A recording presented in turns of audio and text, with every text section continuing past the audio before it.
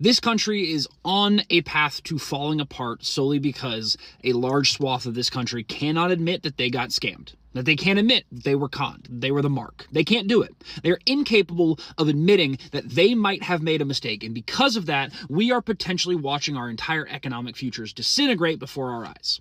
Because that's what happened. You got scammed. If you voted for that man, you got scammed. He is doing absolutely nothing to help anybody in this country except for the rich people and himself. Those are the only things that he cares about. Because every day we find another story or we find more examples of how himself, his sons, his extended family, or the people around him have found a way to make themselves a ton of money.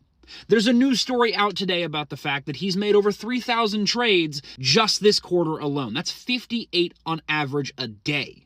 That man is making money hand over fist as he is trading on the market that he is actively manipulating day after day. He got in this position to do two things: to enrich himself and to pull off as many vanity projects as he wants with money that isn't his. Those are the reasons that he is in office. I know people are going to say he ran to get out of jail. That is true, but now that he pulled that off, the only things that he is concerned with is making himself as much money as possible and pulling off as many vanity projects as he can.